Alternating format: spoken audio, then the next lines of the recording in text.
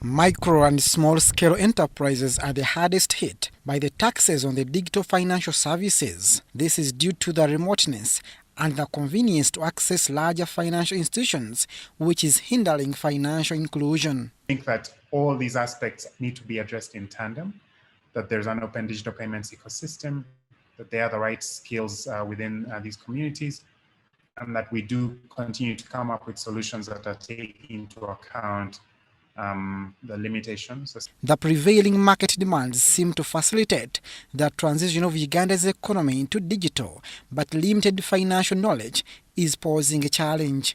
The lack of digital and financial literacy plays a big role in low levels of uptake and usage.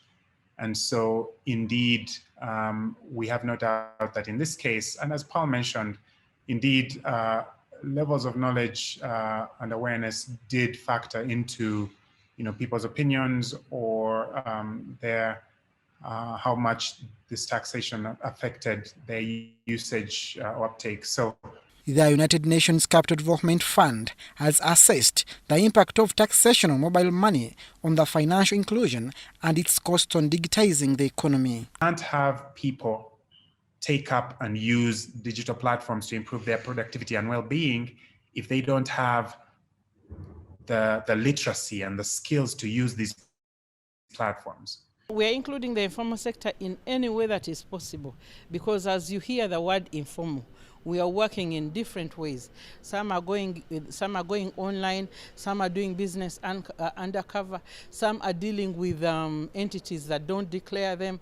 So the measures we put there are basically to tap them. Amidst the transition of the economy into digital, Uganda Revenue Authority is targeting emerging digital platforms, especially informal sector, as a lucrative for revenue generation. It is a business to them.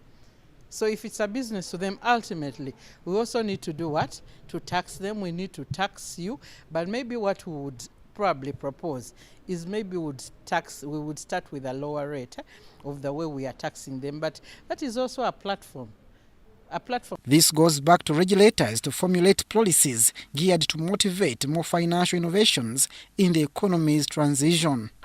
As regulators, we should not be tempted, and we should be averse to attempting to regulate technology, but rather focus our regulatory and supervisory activities and policies to the products and services that those technologies provide.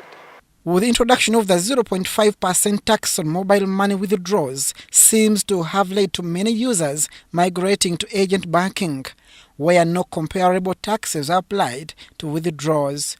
Though people with lower incomes tend to have less access to agent banking, indicating that the burden of this tax does not fall disproportionately on the poor. Abdul Nasir Lubwama, UBC News.